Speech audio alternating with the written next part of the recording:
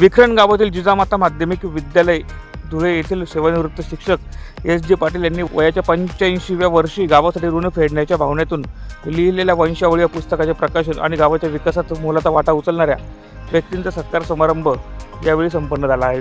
कार्यक्रमाच्या अध्यक्षस्थानी विद्यमान सरपंच भारती केशव पाटील यांनी भूषवले।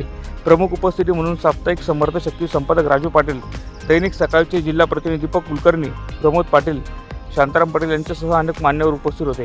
कार्यक्रमाच्या प्रारंभी एस जे पाटील यांनी प्रास्ताविक करत महाविद्यालयाच्या व गावाच्या गेल्या 25 वर्षातील प्रगतीचा आढावा घेतला। मुख्यमंत्री माझी शाळा सुंदर शाळा या उपक्रमात शाळेने मिळवलेल्या यशाची आणि लोकवर्गणीतून उभं राहिलेल्या डिजिटल शाळेची माहिती त्यांनी दिली। गावातील विविध विकास योजनांचे व उपक्रमांचे श्रेय आजी माजी लोकप्रतिनिधी आणि शिक्षकांच्या सहकार्याला देत सत्कार समारंभचे औचित्य स्पष्ट केले। कार्यक्रमात देवरे विद्यालयाचे मुख्याध्यापक डी साळुंके यांनी एस जे पाटील यांच्या कार्याचा परिचय करून दिला।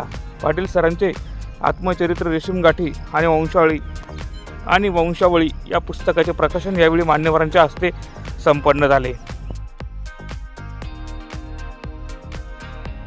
प्रतिनिधी प्रवीण चव्हाण, माझा महाराष्ट्र न्यूज, नंदुरबार।